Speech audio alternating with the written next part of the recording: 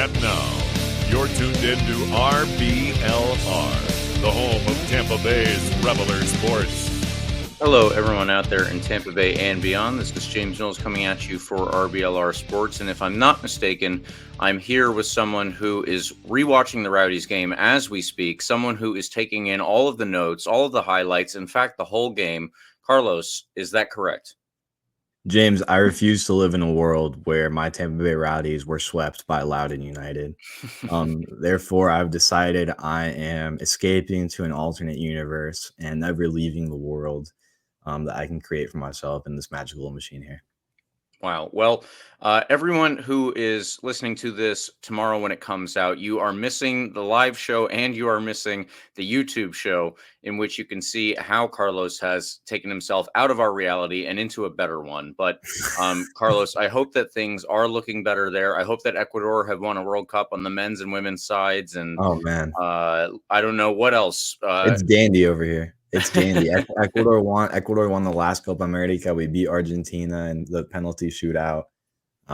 Yeah, we actually beat Senegal in that last group stage game at the World Cup. And yeah, I mean, it's all looking good. Rowdies won the last 3 championships in a row. We're doing good. We're doing well in my alternate reality I've created here.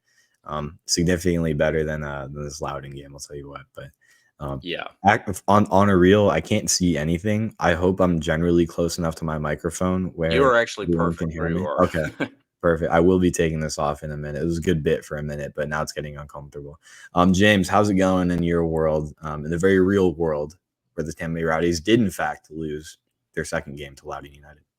Yeah, unfortunately, while you are in an alternate reality, I am stuck in the real world, and we do have to talk about the game this past weekend that the Rowdies played. In all honesty, I would rather talk about another soccer game that happened in Tampa Bay, but we're going to get to that later on in this episode. We can't talk about it in super great detail here.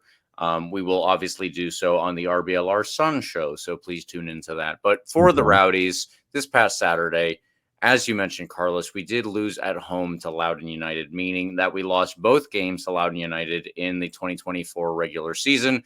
Incredibly disappointing. Just also incredibly surprising, in all honesty. Very weird stuff. And in our own standings, we all stay on the same number of points because nobody predicted us to lose. Shocking to hear that. Carlos and Eureka stay tops on 10. I'm assuming in the alternate reality, Carlos has not only won everything in the soccer world, but he's also won in our prediction standings. I actually just scored the game winner at the World Cup for Ecuador right now. Wow. Okay. As we speak, yeah.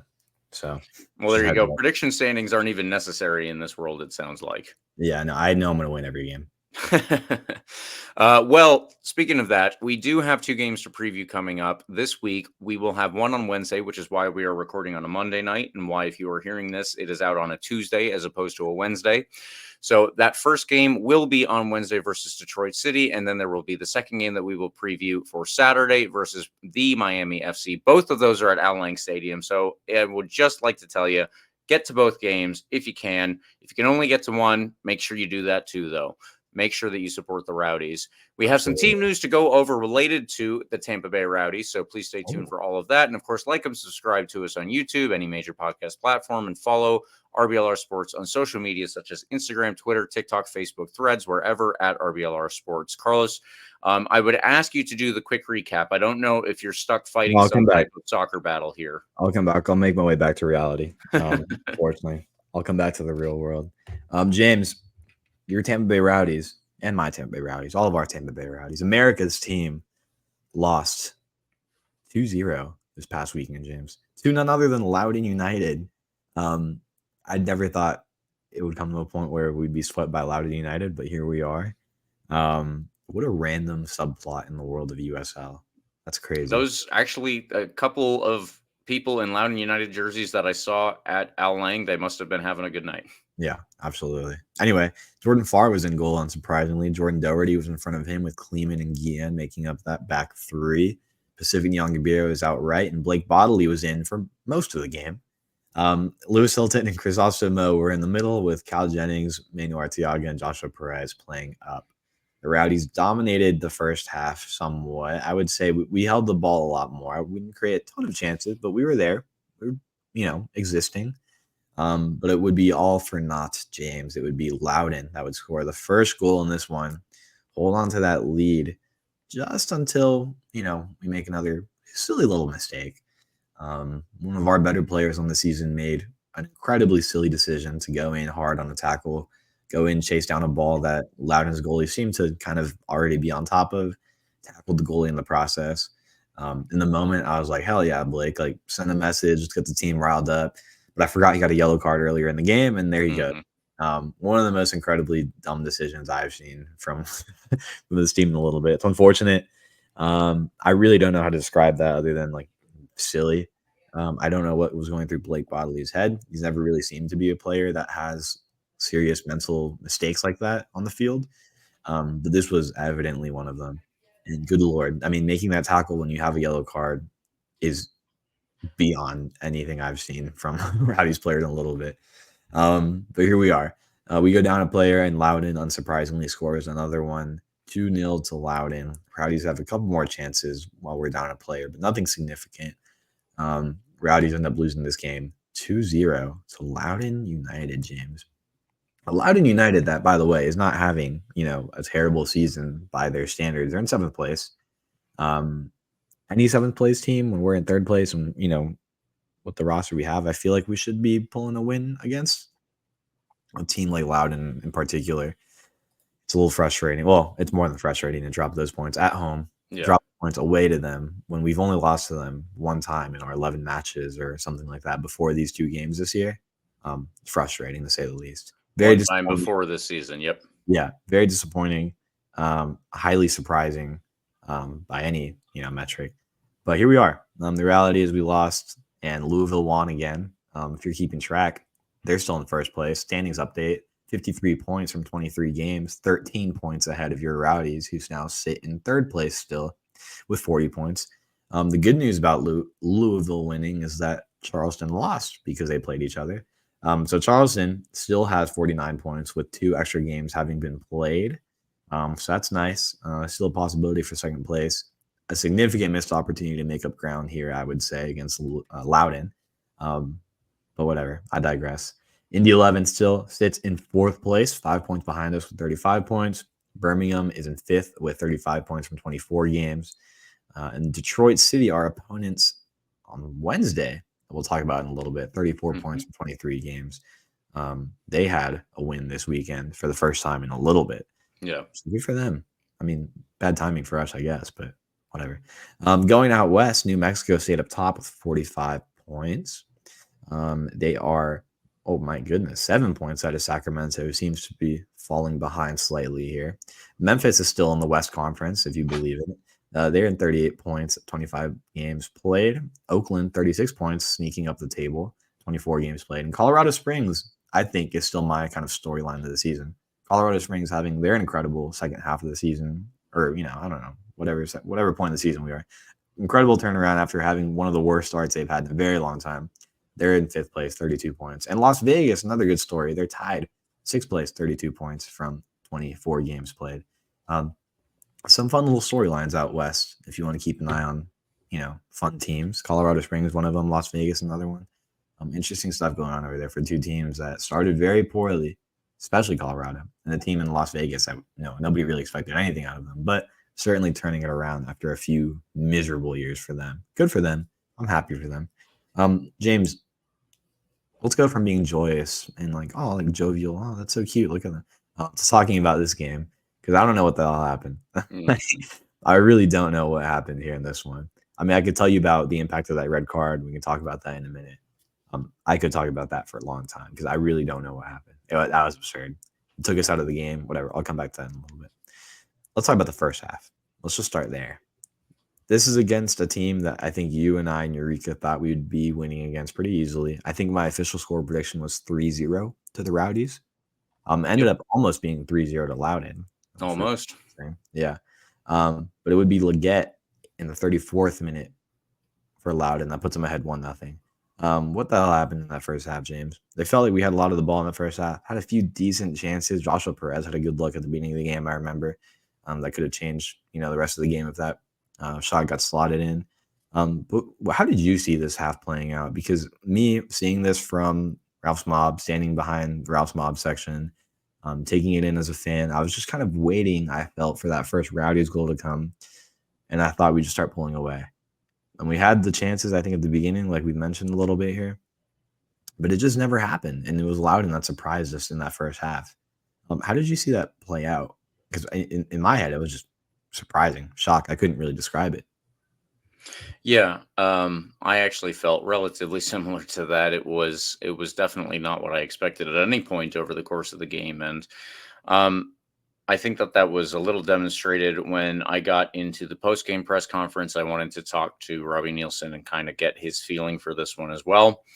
I just asked him to tell me how he thought it went, and I felt pretty similarly to you for most of it. And then afterwards, I started off just extremely disappointed when the game ended and I walked into that press conference. So I was expecting it to go, I was expecting to hear a lot worse. But he told me that the first half, actually, he thought went pretty well, that we were doing, playing the game that they wanted to play for the most part. Obviously, there was the goal that Loudon scored, and effectively, what Loudon was doing was just sitting back and kind of absorbing all the pressure that we were able to put on them, although they did have a lot more possession in the end of the first half there. I remember that stat was standing out in during the halftime when I went back and did my rewatch, because he told me that he was happy with the way things went over the first, not happy with the way things went over the first half, but he thought that the team was playing the way that they were supposed to. I'll put it that way. Sure. And like I said, I was just kind of, I didn't exactly understand, because I went in and I was disappointed. So I did go back and I rewatched it, and I tend to agree for the most part. The Rowdies were playing the way that they mostly wanted to, and they were doing the things that they would generally like to do. Yeah. Like I was previously mentioning before I got stuck on my own tangent, I saw the game developing that the Rowdies were usually trying to play, and then Loudon United were able to sit back and absorb all of that pressure. They were able to sit back and just defend as much as they needed, as much as they really wanted to, because as many chances as we created, they really weren't high-level chances. They weren't the chances that, especially according to FOTMOB, if you go and check that afterwards, did not end up as big chances, quote-unquote big chances. We did not leave the game with many of those, obviously, whereas Loudon United, I believe, had 4. They were the ones who were handling their business, and they were the ones that were then, when they saw the opportunity, trying to look for very quick counters. So frequently that would be balls over the top of our back line when they sucked us in to their own half, and then they would have somebody chase onto that. Frequently it was Khalil El-Medkar, and then Wesley Leggett was the one up top, and Zach Ryan was the one up top, and Wesley Leggett was the one on the opposite side from Khalil El-Medkar. So I think El-Medkar was the biggest beneficiary of that in this first half. And I do not want this to sound particularly harsh, but I feel like it's going to, just because of the way I'm saying it. Khalil El-Medkar is not a world beater. He is not a great player in the USL Championship. Damn. And I don't mean to, I'm trying not to sound harsh, because Loudon United obviously has talent. They beat us this past weekend, and Zach Ryan, the fact that he's still at Loudon, honestly, is still surprising for probably anyone who follows this league. There is talent on this team.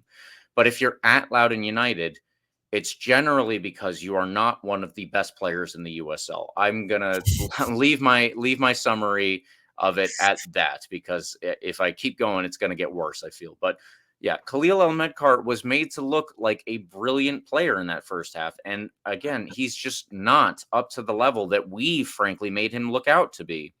Jordan Doherty was the one who was frequently tasked with marking him, but Jordan Doherty several times was trying to involve himself in the attack a lot more.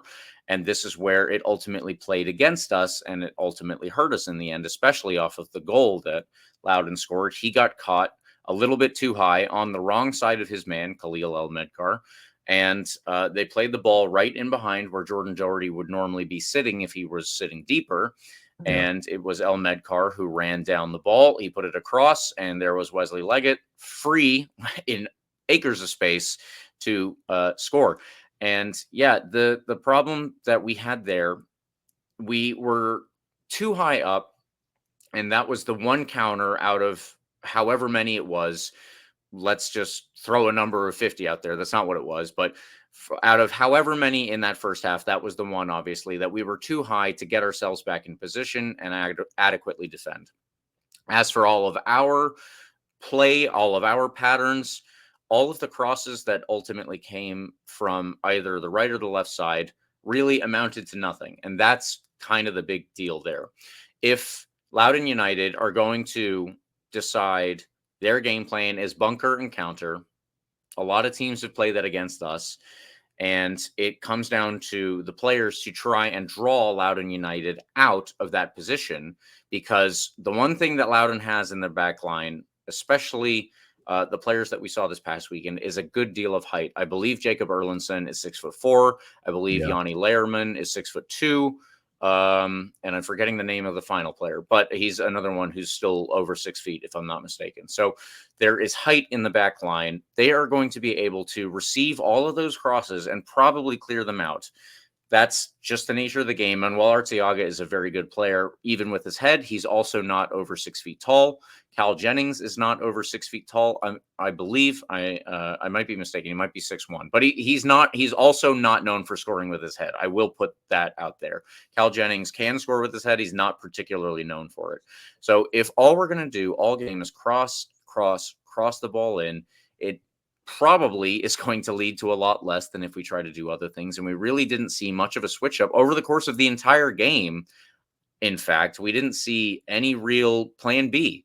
I got started working on my preview for the game on Wednesday. Actually, that should already be out if you're listening to this. So go read that if you are sick of listening to us. But I mentioned that we just had plan A, and we didn't have plan B, C, or D lined up. It was just get the ball out wide and get across. And this is something I think, Carlos, you and I have seen in years past in games that didn't go well, and we complained about those at the same time. So we need, in these instances, Josh Perez or Danny Crisostomo. They are the players who frequently have done it before.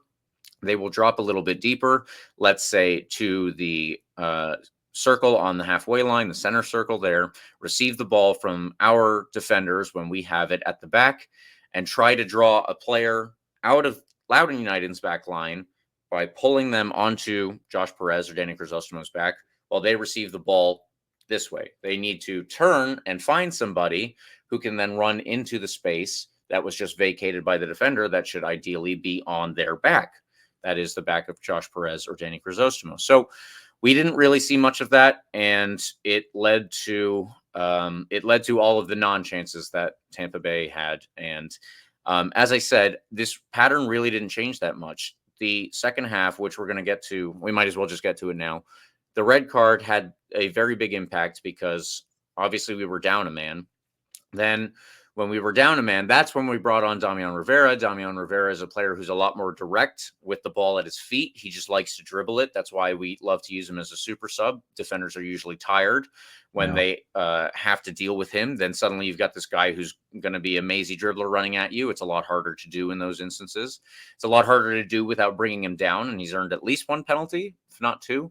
But these are all the things that Damian Rivera can bring to the game. Unfortunately, because we were down a man at the same time that we brought him on, it really scuttled his ability to run at defenders and create something out of it. So, Carlos, let's get into the red card before I keep harping on, because I've been talking for a little while here.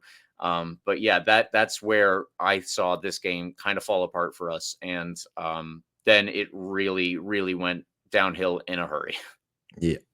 That was by the time we got to the red card, we were still only down 1-0, but we could have easily been down. We should have been down 2-0. If you remember, the second half started with a really, really open They look. should have scored in 30 seconds. Yeah, similar to the first half opportunity. We were way up. Like, I don't know what was going on. I think that was Jordan Doherty getting caught out again, wasn't it? So Jordan Doherty was certainly like way ahead of the ball when Loudoun is transitioning here. Guillen is forced to step up because our midfield is beyond the ball. So Loudoun has two guys already moving, like sprinting down the field as they transition back our way. Jordan Doherty is doing his best. Well, Jordan Doherty is kind of jogging back actually, which is kind of disappointing to see as I look back now. Point being, even if he was sprinting back full speed, he was not catching up to this opportunity. So I'm looking at the highlight again. Kleeman by himself, which is never a good idea for anybody to be by himself. Kleeman's not had particularly great games in the last few games, so I'm not expecting Kleeman to do a ton here, 2-on-1. And then Zach Ryan finds himself with the ball, with the nearest player being I can't even tell who this is. I'm not gonna lie, the footage is grainy on my phone, but he has at least 8 feet of space between him and the next Rowdies player, and then a good like 10 feet of space between him and Jordan Farr. So he's got plenty of space. Takes like 2 touches, way too many, but still has enough time to take those 2 touches, set up a shot, and shoot one to a very, very open goal. It's really unfortunate because Jordan, like for them, Jordan Farr had nothing he could do. Zach Ryan should have absolutely had a second goal. It was fortunate for us because, I mean, that absolutely should have been a goal. Like there's just no like competent. Oh, I'm sorry. That sounds really harsh to Zach Ryan. Zach Ryan's really good at soccer. I'm not gonna lie. Like you said, he should be somewhere else. Any striker that's not on Loudon United maybe puts that away. Do you know what I'm trying to say here? I agree. Yeah. This is absolutely a goal 100% of the time. Yeah. So Loudon should have been up 2-0 by the time we got to the red card. We had like maybe one good look in that second half before that red card. Lewis Hilton had that free kick. I'm not sure if I'm going to count that because it's a free kick. Right. Yeah. It was a great free kick. To be fair, but yeah, I mean it's still just a free kick. I mean you have to really put those away perfectly. But let me talk about the Blake Bodley red card again because this is the point where we lost the game. Like we've been playing not great for most of the game, but at this point it was over. And like you know me, I'm an optimist, James, right? Like I'm always the type of guy that's always gonna be like, oh, there's still an opportunity, whatever. We can do it, team. Like let's come back. You know, like let's put it together and we can rally or whatever. It was over here. Like I told my dad, I'm standing behind the Ralph's Mob section. I told him I'm gonna go grab a beer, and then we went and sat up in the bleachers. Yeah. I was tired of standing up. I'm tired after watching that Blake Bodley tackle. I'm just not gonna say what I want to say. I'm gonna go stand up there, or sit upstairs, in the bleachers, get a better view, chill, whatever, just relax because that Blake Bodley tackle was one of the most insane things I've seen from a Rowdies player, in recent time. What the hell are you thinking? Like. This is insane because this is like one of the better players for this squad this entire year. Maybe like with the exception of our goal scoring machines up top, I would argue probably the best player this squad had like when he's been certainly healthy. Our best attacking player. Yeah, I mean truly like incredible form. Like he's been just great, especially like when he's coming. Like even considering he's coming back from injury, he's been solid, and it's not going to take long for him to get back to like. Sorry, that top form he was in. But yeah, I don't know what he was thinking. I totally forgot. Like, to put it bluntly, I totally forgot he had a yellow card already. And like I said, in the moment, honestly, maybe he did too, or something. Like, you think so? It's possible. I don't think so, but I'm trying to give him some sort of benefit here. Yeah, I mean, it was one of those silly yellow cards. I remember in that first half. It was like arguably not a yellow card. Arguably, that one was a lot weaker. I thought. Yeah, it was probably not a yellow card. If I'm remembering the foul right. Point being, I forgot it was a yellow. But if you're the professional soccer player on the field and they gave you the yellow, I don't think I'll give him that excuse. James, it's possible. It's possible. Heat of the moment. Like I don't know. You're a little pissed off because it's losing to Loudon 60 minutes into the game. But yeah, I mean, at no point did my friend Hugo Farreau look like he was not getting to that ball. Yeah, like very, very safely and comfortably, even after the little hesitation he had. And Blake Bodley sprints in. I do think Hugo Farreau, by the way, kind of like slightly leans into it as he sees Blake Bodley coming in. But yeah, I mean, even if Blake like tries to like jump out of the way, like he was in way too deep. Hugo definitely jumps into it a little bit, but like it doesn't matter. Like it was always gonna be a yellow card. Yeah, at that point. And we lost right there. That's when we lost the game. There is no reason you should be making that tackle. I'm sorry, Blake. Like you had such a, and I'm saying this like I'm speaking to him right now. I don't know if he listens to this podcast, but if you do, man, like you've been great this year, man. Like actually insane, world beater type of wingback this year, but that was absurd.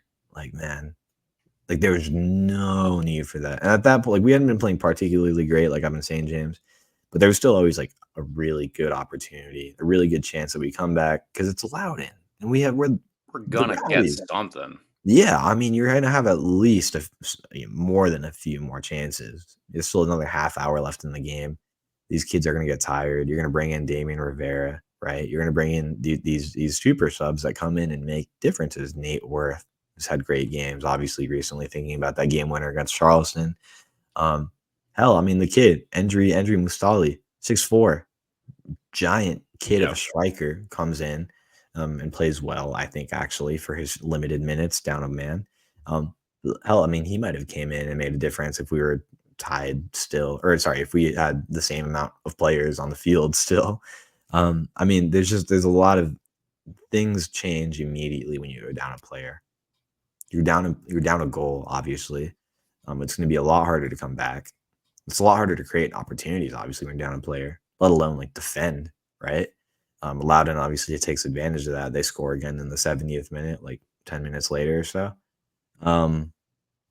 So yeah, it should have been Loudon 3-0. Absolutely. Like the scoreline was probably unfair to them. Like they should have won by more. And I think that's really unfortunate. We could point to that Cal Jennings offsides goal as well, by the way. That was tight. That was a very tight call. It was very close. It's really hard to see on the broadcast. So I can't even say like for sure, like the ref, you got it wrong, but it was very close. Either way, discounting that goal, let's say it actually was offsides, like there's no reason we still should not have pulled this one back. Yeah. There's no reason why there shouldn't have been more chances in the attack. Yeah. I mean, that was, I think, the most disappointing part was that there just wasn't a lot going for us against Loudon. Yeah. And that sucks because, to put more bluntly what you were trying to say earlier, Loudon isn't good at soccer and the players aren't particularly great. I'm sorry. It's the reality of it. They're good players tend to leave because they're not the Rowdies level. Exactly. And again, they're good players like leave because it's Loudon and they have, obviously better opportunities somewhere else. And Loudon still, in practice, it seems to be a farm team for DC United. Yeah. So the good players leave. They're not there. Like this, it's frustrating, man. Like it really is. But again, to their credit, they're in like 7th or 8th place. What did I just say? 7th place? Whatever. 7th. Yeah. They jumped out of 8th place with this win. Yeah. Yeah. So I don't know. We're trashing them a lot here. But maybe there's a storyline to talk about. Wow, like Loudon, what a great story. They're coming back. Like, I don't know. I mean, it'd be more interesting if it wasn't them that beat the Rowdies right now, Like I'm sure like the Colorado Springs storyline is kind of interesting to me because they didn't just beat the Rowdies, you know what I'm saying? But point being, this sucks. And we lost the game on that red card. That's what I was trying to say. Like there was no coming back from that. Even with the players we had, with the stoutness of Loudon's back line and their stinginess in the midfield, like they were doing their game plan just about to perfection. And it was really frustrating. So there's no way for us to come back down a player. Despite the world beaters that we can bring in, like Damian Rivera, who's a super sub, incredible super sub. Hard to do much when you're down a player. And Loudon's defending up and man. I think that you could really see it from the players too. There was never a change in the momentum. Sorry, not the momentum. There was never a change in the intensity. There was never a switch where they were like, guys, we got 10 minutes left. We need to start going. Eventually in games where it's like, this is do or die, you're going to see like opportunities flying in, even if they're not good chances. They're just going to start whipping crosses into the box or whatever. They're going to send, like, think about the U.S. Open Cup game we had against Dallas and how the way that we acted in the last 20, 10, 5 minutes of that game. Think about the way that Birmingham Legion played against us in the prior Open Cup game where they were down 4-0. They start coming back, and then it's 10 minutes left, and they're like, we are in this. And then there's 10 minutes of stoppage time. I don't remember what it was, but they're like, we're still in this. Let's keep. There was never a switch. There was never a change in our intensity, and that's also disappointing. Every point counts at this stage of the season. We are 9 points behind Charleston, only 2 games in hand. Obviously, one of those will be made up on Wednesday, and we're going to get to that soon. But yeah, I was definitely disappointed in that, and it did come down to us being down a player. I guess that the ones that were on the field were like, well, this is how this night is going to go, and that's unfortunate for everyone involved. So, Carlos, I don't know if we have anything more to hit here. I think we should just move on to the man of the match unless there's anything else to go through, because we've both talked about how disappointing it was, and I for all the different reasons. And I just want to hit on this last bit. We got a comment on Instagram, so thank you for joining us there, Joey P7169. No excuse for the boys except that they couldn't finish in front of goal. Had 4 misses in front of the boys just second half. You're exactly right. There's really no excuse. It was just that we weren't creating chances that were the proper type of chances because they really didn't get Loudon out of their own box. If you don't get 3 center backs out of the box along with Hugo Farou, these are very tall, very big bodies. If you can't move them out of the box, the chances that we have are not going to be good enough. And that's why we ultimately didn't take anything that we created, because it wasn't top level chances. And that's why we had 2 big chances, according to FOTMob, and Loudon had 4. Somehow only had their 2 goals. But yeah, just wanted to hit on that. Carlos, And you got anything more before we do man of the match? Evidently, this is going to be really obvious, but when you don't have a ton of chances, you want to finish the few you do. Yeah, we weren't doing that either. Again, Arteaga and Cal Jennings have had like very good seasons by all metrics, right? The goals are there. I mean, just generally speaking, as a team, finishing hasn't seemed to be at a top level in this one. Maybe in the last few games, just not a ton of chances in general being created. But even when we do get in front of goal, I feel like there's opportunities being missed, and I think that's a good point to just mention in there, because I feel like we spent a lot of time talking about kind of like chance creation in general. Maybe not a ton of time talking about maybe we could be finishing the few we do have a little bit better. Definitely lacking execution and as well as quality. Yeah. I genuinely, and I think this will go into my man of the match. Let's jump into that. I'll give you mine really quickly here, so we can jump into these next 2 games. My man of the match is none other than Endri Mustali. But I'm throwing this in there because genuinely he might have had the best look in the second half. He had a header, and kid 6'4", had to like tower over some adult men, Loudon defenders, and get over them to even have a chance. Genuinely could have put that one away in like the 80th minute or so, if I'm getting that right. Somewhat brought the team back into it. It'd still be down a goal, still down a player, but mostly just for getting his professional debut. That's why I'm throwing that in there right now. He went out there and he was actually trying hard in those moments. Yeah, I wanted to throw, that's kind of why I wanted to highlight him a little bit. Like this kid looks good. Like, and we haven't talked about him yet, like on this pod, because wasn't announced till after the last podcast we did. Yeah. Academy kid that skipped the academy part of his career. Well, at least academy contract with the Rowdies. Full-time professional player. Looks like an incredible talent, great potential, and kind of like super. I had never heard of his name. I'd never seen anything about him. Just popped up and said we signed him. And I was like, oh, okay. He's 6'4". Look him up if you have a minute. Endri Mustali. He's got a great highlight tape on Google from his academy stuff with TBU. Some really great stuff in there, and moves he moves as if he was 5'10", if that makes sense. Moves really, really well. I mean, this kid looks good.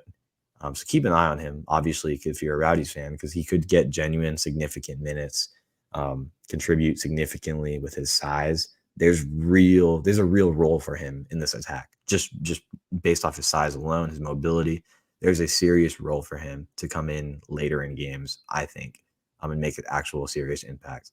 which is really cool. Again, for a 17-year-old to be able to do that. We can talk about, the trend of the Rowdies going after the youth as a broader thing in a later podcast episode if we want. For now, having 3 17-year-olds and all of them being, based on what I'm seeing, pretty solid contributors. Yeah. And potential to be really solid, even bigger contributors is really great. And this kid looks to be among, some of the best potential young talent in this league. And I'm making a pretty big claim just based off a few minutes of film and watching how he played on Saturday. But genuinely, this kid looks good. So keep an eye on him. Congrats to him for making his pro debut. There's a reason why he went pro and skipped the college part. It's probably because he's got really good potential and he's really good. And that was evident on Saturday. So really, really excited to see him get some minutes. Probably against Miami. We'll talk about that later on. But James, sorry, that was my long man of the match shout. Wanted to give this kid a shout out. What about you? Yeah, well, I am going for a younger player, although it is not one of the 17-year-olds. It is the aforementioned Damian Rivera. I think that he came on and he was another one, just like Andrew Mustali, who went out there and said, we're down 2-0. Well, he didn't come on at that point, but it was quickly afterwards that we were down 2-0. So Damian Rivera was one of the few players out there who was still trying and still battling and still putting in the effort that fans expect, let's say, the effort that fans expect of the Rowdies players when they're out there and when they're down 2 goals to Loudoun United. He was getting himself to the end line over and over, trying to cut balls back to players who were in open positions. Frequently, it was trying to cut balls back to Andrew Mustali. They were the ones who were putting in the most energy and effort that I saw out there. Also, I will note the other 17-year-old that played, Nate Worth, was a good contributor in terms of his actual intensity levels. So maybe that's just got something to do with the youth, but they all contributed very well, I think, to an effort to get us back into this game. Unfortunately, obviously, it did not work out, but it's not down to them. Nate Worth, I don't know if you saw that picture, by the way. The Rowdies tweeted out a picture of him doing like a jersey exchange with some kid from Loudoun. I don't know if they had some relation to each other or whatever, but just like a wholesome jersey swap. Loudoun kid smiling. He's like, he's got Nate Worth jersey.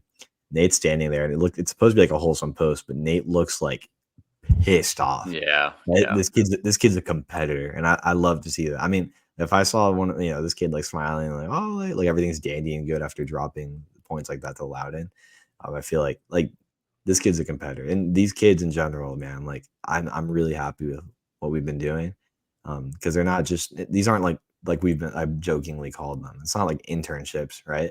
This is the real stuff, and they're contributing. Damian Rivera is a part of that, man. He looks really good, and he's genuinely been one of the best super subs off this team. It's awesome. Yeah, absolutely. All right, well, we do have the 2 previews, but before we get into that, I just want to say Best of the Bay. Let's hit on that real fast. We are proud, of course, to be nominated for a 3rd year in a row for Creative Loafing's Best of the Bay in the podcast section, naturally. We would like to win the best podcast for Creative Loafing's Best of the Bay, and we need your help if you are so inclined. There is a link in the description, or you can check out the pinned tweet at RBLRsports.com. If you create an account with Creative Loafing, then you can go and vote literally every single day until it closes. So please help us out with that. I forget exactly when it closes. Eureka will help me out, I'm sure, very quickly and let me know, but we need you to vote for us in the meantime. It will be the end of the month. Thank you, Eureka. He was very quick, just as I expected him to be. All right, so please vote for us every day. Let's jump into the previews. Carlos, let's get started on Wednesday against Detroit City. If you're listening to this when it comes out on Tuesday, it will be tomorrow evening. Get to Al Lang Stadium. If you're listening to this live because you're cool as hell, it's in 2 days. Your Tampa Bay Rowdies, 7:30 p.m. You got a date with Detroit City. Does that sound familiar? It should, because we played them 4 weeks ago? Very recently. Yeah, we got them again. They're in St. Pete. It's still the same team. So there's not much new to say about them. That being said, they did actually get a win recently. So that's good for them. They haven't been in great form before that, but it was actually in their last game that they finally seemed to pull another win out of their bag. It was against Birmingham down in Atlanta. So not the easiest of opponents either, James. A solid win. They won 1-0, went down there and pulled off that win. But before that, they had gone like 5-6 games winless. Yeah. It's been pretty spotty for them. So this is a team that's kind of a wild card right now for me. Plenty of talent that we've talked a lot about. We'll mention a few of them here. But just hasn't really been clicking. Plenty of injuries as well. Nate Steinwasser might be one of them, by the way. So Carlos Saldana could start in net. Their back line is Brett Levis, likely at left back, Stephen Carroll, Devin Amumensa, and Matt Sheldon at right back. Bruce Williams, James Murphy, Maxi Rodriguez, keep an eye on Maxi. And Connor Rutz should start behind Ben Morris and Giselle Cedeno. And Diop, by the way, I started a lot in the midfield. Maxi has 7 goals. Still their leading goal scorer, weirdly enough. A guy that's not really been known as a goal scorer in this league from that central midfield spot, but has seemed to have been carrying their attack with 7 goals. Morris has 4. Morris also has 4 assists, and Maxi has 3 assists. So Morris and Maxi Rodriguez, the guys to keep an eye on, of course. Elvis Amo is high in the stats, by the way. And Morris is certainly a big chance creator for this team. Elvis Amo, this guy always seems to be the guy that gives us problems whenever he plays against us. It's a name that a lot of us will remember. Yeah, certainly keep an eye on him. Certainly gave us problems in that Detroit game, in a game that we absolutely should have won when they went down a man. Certainly should have picked up an easy win against Hartford when he was playing for Hartford last season, and they came in here with half of a team and a goalie that an emergency goalie.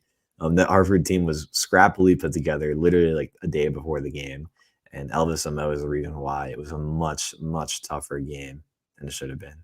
So this guy's a baller. He puts his head down and plays, scores goals. Hasn't had a ton of goals this year, but the talent is there, and he can just kind of turn it on at random times. So keep an eye on this guy. Expect long balls to him from Carroll and Emumensa. And Maxi Rodriguez is always going to rip a shot or two from outside the box. Okay, that being said, enough talent to give us problems. The team that's not in great form, despite what it feels like your Tampa Bay Rowdies are in significantly much better form than this team. Did drop this game to Loudoun, obviously. In the bigger picture, things are much better than most other teams in this league for the Rowdies. I think we've been spoiled. We have very high expectations, and probably justifiably so with the roster we have. That being said, we're a better team than Detroit. We're still in a better run of form than Detroit. I feel pretty good about this game. Blake Bodley will be out, so we'll have to see who slots in that left wing back side.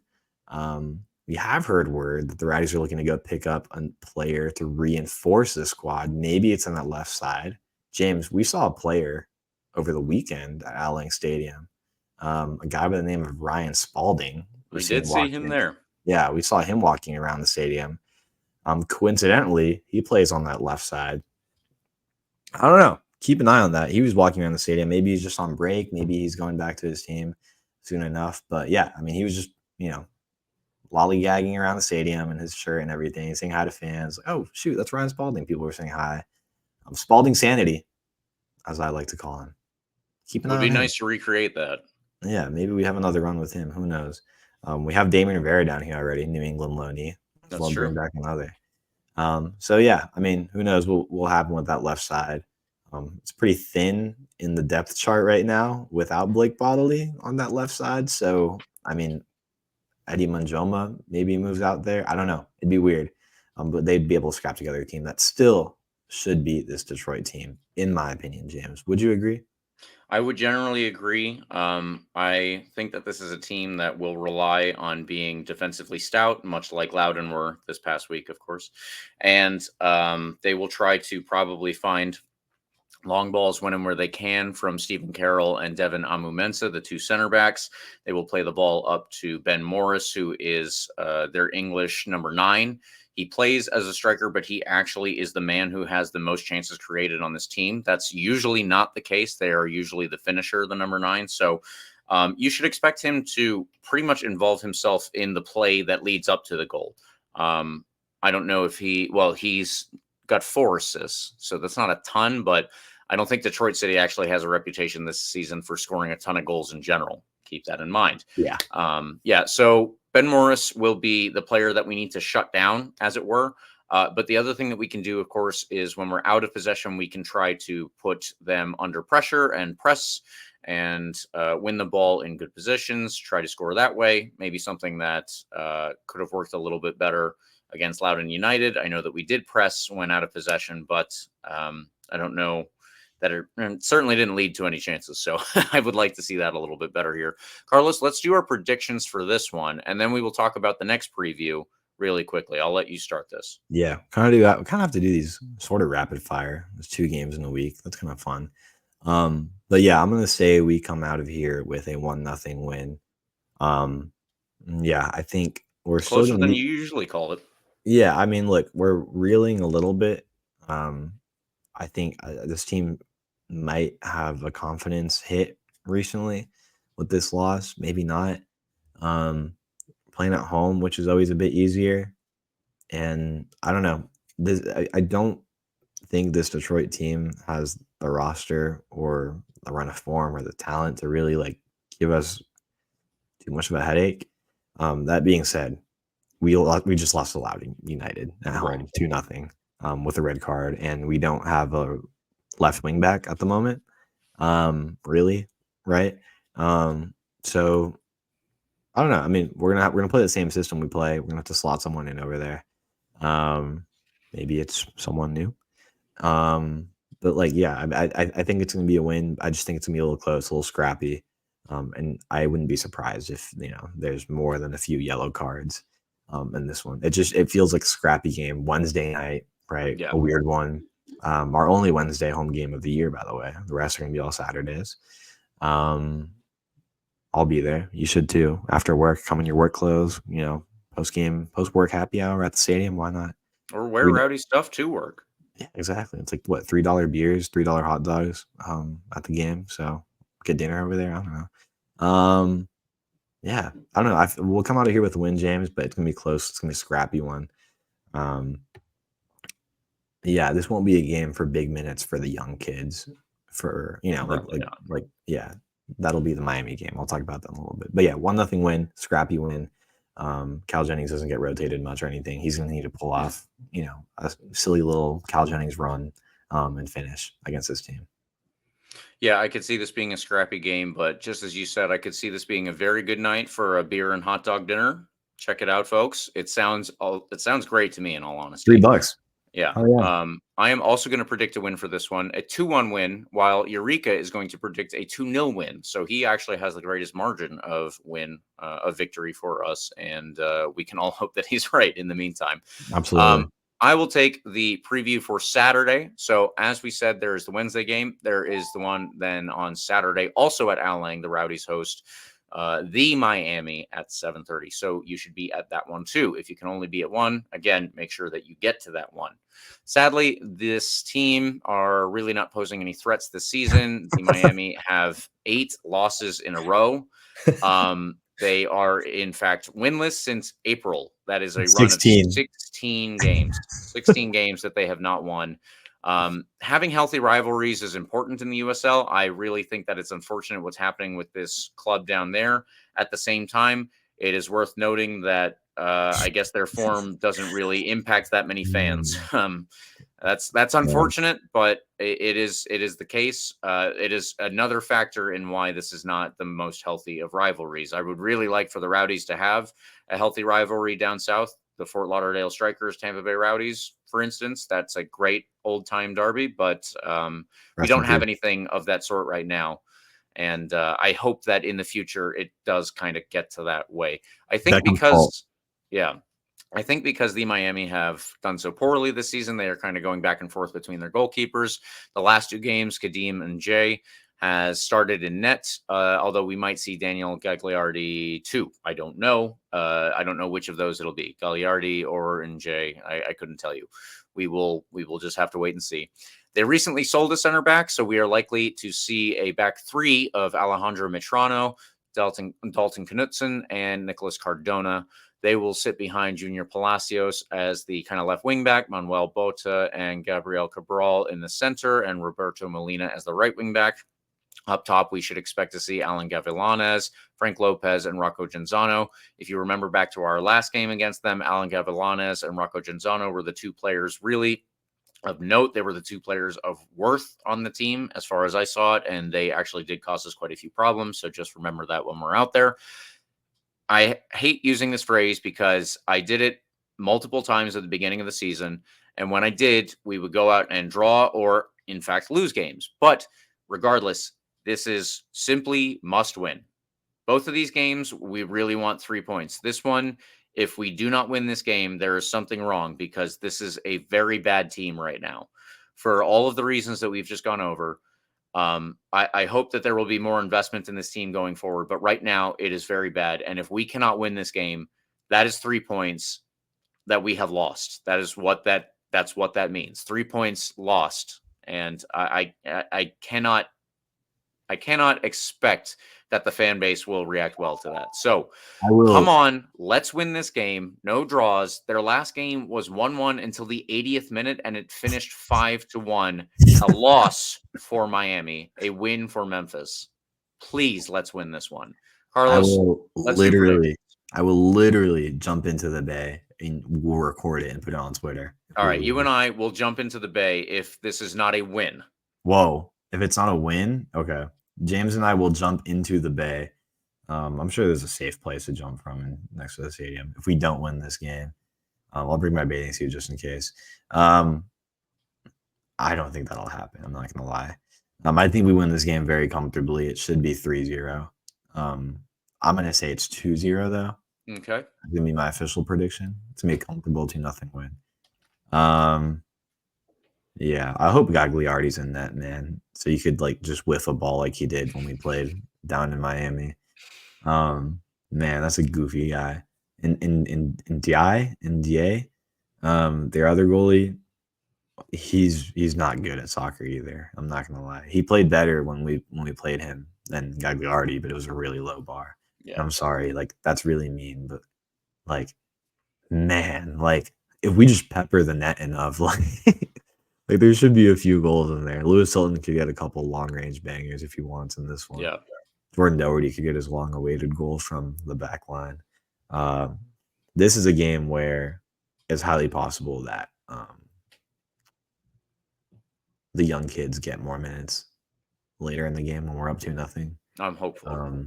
Yeah. My hopeful prediction is 4-0. I'm going to say it's 2-0, but my hopeful prediction is 2-0 by halftime, right? Then Andre Musali and Christian Ortiz take over the front two, right? And then both of them get a goal. Yeah. This is a game for the kids to get a goal. Actually. Yeah. They will get significant minutes is my prediction. But we went 2-0 is my realistic prediction. Just based on vibes, I don't know. We should win by more, but that's where we're at right now. This team, oh my goodness, James, this is probably the worst soccer team I've seen play professional soccer in a while. 16 games winless. Yeah, is absurd. In a league where there's other teams that should not be that much further ahead of them in terms of talent. They lost to El Paso. El Paso sucks too. They went over there and lost. Man, I don't know. I feel really bad for them. I'm not gonna lie. It's all David Beckham's fault if you think about it. If you zoom out far enough, it's all Don Garber's fault. But I digress, and I won't give my MLS rant. Don Garber killed the Miami FC. There you go. Yeah. Sorry. Last thing. Shout out Pitbull Stadium. That's my favorite thing in the world. I love that they play at Pitbull Stadium. Okay, I'm sorry. Take it away. What's your prediction? Well, my prediction is a 3-0 win. Eureka's is a 4-1 win. And Eureka, please make sure that Carlos and I only have to do our promise, or only remember our promise if it isn't something that comes back to bite us. Don't put it out on Twitter unless the Miami have lost this game and we have won, and then we Yeah. won't have to jump in the Bay, because otherwise everyone will want us to do that, and maybe that'll get us more clout, but I'm not sure I want to do it. This isn't live, right? Like, we could just cut this part out at the end of the day, right? Like, As far as I'm aware, I haven't been told that this is live, and if it is, then we're going to ignore that. we'll just Ignore the Instagram comment that we've already gone through. yeah. It's an AI bot that the government is putting in here, James. Let's zoom out. Let's start doing conspiracy theories. How about that? Let's make this a conspiracy theory podcast. Here's my conspiracy about Don Garber. I was waiting for Don killing Garber. Miami FC. What else did he do? Don Garber literally killed the Austin Aztecs. I heard Don Garber also killed Fidel Castro. He yeah. Don Garber, he was there, man. This we could blame a lot on him. I'm not gonna lie. Yeah. Okay. Well, shout out to Don. Hope he's doing all right. All right, Dan. Yeah. What's going on here? Let's move on from our Don Garber conspiracy theories before we All start. right, let's do our extra time segment. And I guess this could or could not lead well into the next segment, but the Rowdies announced that they will host their 4th annual 9/11 Memorial Stair Climb. Their 4th ever 9/11 Memorial Stair Climb includes invites first responders, active military members, and veterans from the Tampa Bay area to climb 2,200 stairs in remembrance of the brave men and women who lost their lives on September 11, 2001. So there you go. That actually sounds like a pretty cool thing. If it weren't on a Wednesday, I would possibly consider it, but I guess September 11th falls on a Wednesday this year, and they are doing it on that day. So that is when it will be. If you would like to sign up, I believe that it will be on all of the Rowdy socials. So obviously check it out there. And there will be, here we go. Crisis Center of Tampa Bay will be on site to provide additional resources to anyone attending the event. So honestly, very nice charity stuff from the Rowdies. And like I said, it's unfortunate that I can't take part, but I will not be able to. Carlos, I don't know about you, but we have other stuff to go through related to the Rowdies as well here. Yeah.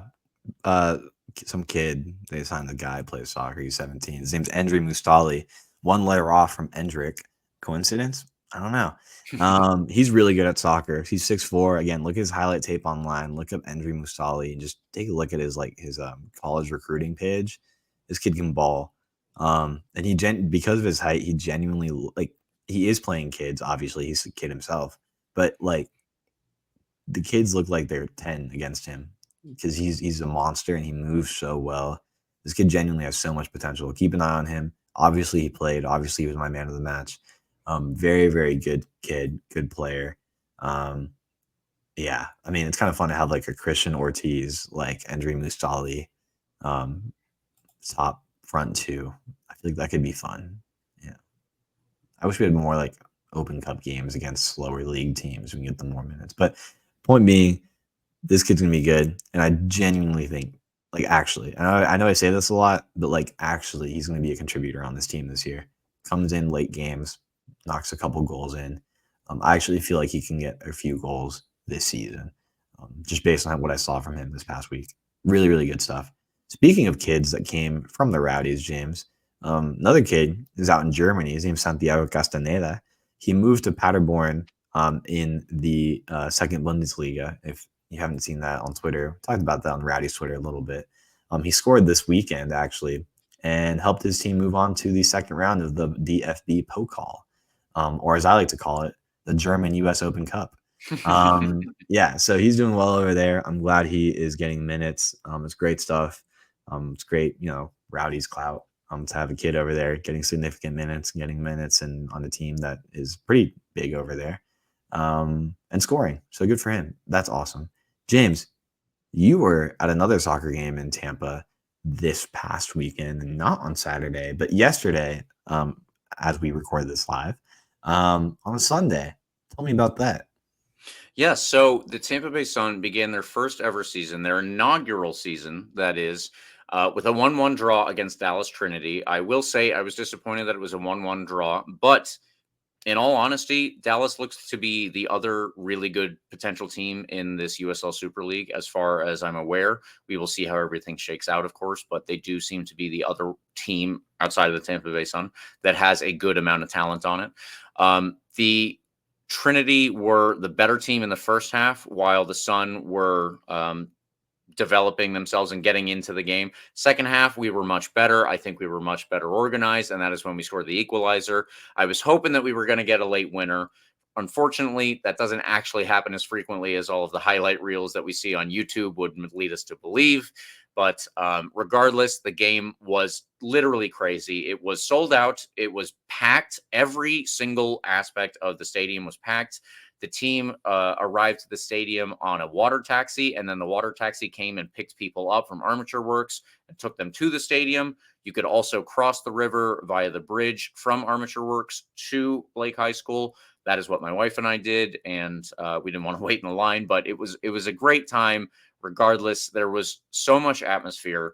We were standing in the supporters section. There were a bunch of Rowdies people there. There were a bunch of celebrities there. I didn't know all of these celebrities, but the Bucks quarterback was there. A Rowdies pitcher was there, or a Rays pitcher. I don't know if the Rowdies have any pitchers for part-time. They used to play baseball, but so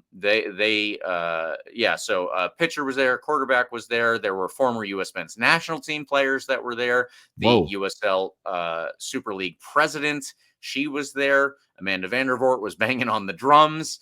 I guess we have her endorsement then. Christina Uncle, the CEO of the team, she was there. She was also banging on the drums. It was legitimately one of the cooler games I think I've ever been to.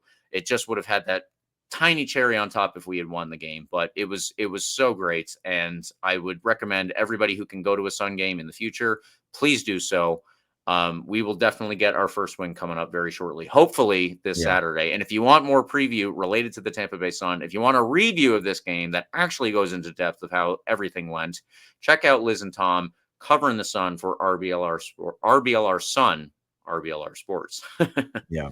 You heard about the fence gang outside of Al Lang Stadium. Let me introduce you to the bridge gang. That's right. It's spotted in that bridge connecting that side of the river to downtown Tampa.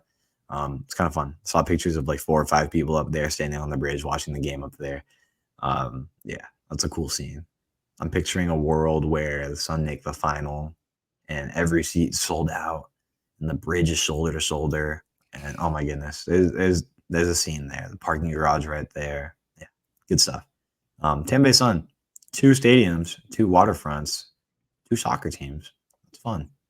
Really great stuff in Tampa Bay. James, I'm excited. Something to keep an eye on there. And definitely tune in to RBLR Sun for all the Tampa Bay Sun specific coverage. So much fun. And if you would like to get that, listeners, you can do so by following RBLR Sports on Instagram, Twitter, TikTok, Facebook, Threads, anywhere at RBLR Sports. You can see not only what Carlos and I talk about, but what they talk about when they cover the Sun, what they talk about when they cover the Rays, the Bucks, and the Lightning. We do it all, folks. So please check us out on social media. Thank you, listeners, for listening to us. If you would like to get at me, I am mostly on Twitter, and I am at RBLR James K. You can also use the hashtag AskRBLR, or you can give us comments during our live shows before or afterward, whatever. Carlos, what about you? Where can people get at you? At Carlos TPA10. Come join the Twitter account everybody's raving about. Very well reviewed. A picture of Ryan Spalding giving everyone a thumbs up at the stadium. He looks happy to be in Tampa Bay. Is this breaking from RBLR? Are we getting? I don't know. Let's just marinate about how happy Ryan Spalding looked in the Al Lang Stadium on my Twitter account at Carlos TPA10. And as always, hashtag AskRBLR for comments. There was some messages, some comments, some questions. Like and subscribe to all the podcasts. Like and subscribe to our podcast on all of the platforms. Literally every podcast. Probably not all of the podcasts. That'd be a lot of podcasts. Yeah, that might be too much. I think there are probably millions at this point. Yeah, I'm sure there's a lot of great ones out there. This is probably the best one out of all of them, I would say. Many people are saying that actually. Apple Podcasts, Google Podcasts, Spotify, iHeartRadio. We're there, James. We're everywhere. We're in your walls. Like, we're literally in your computer right now. I am plugged into all the computers. I'm gonna start making up conspiracy theories about myself, about how I am in the Illuminati and I'm controlling everything. James is also the president of the Illuminati. He runs like a shadow government right now. It's the Second Life. I'm sorry, James. I mean, it was bound to come out at some point. Yeah. For more conspiracy theories, follow us.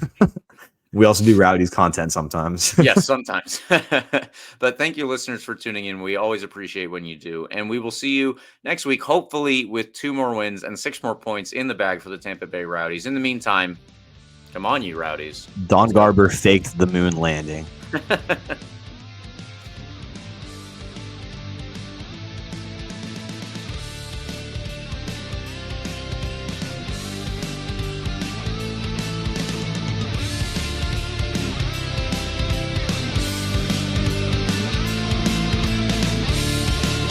Thank you for tuning into this presentation by RBLR Sports. On your way out of the stadium, please remember to like and subscribe.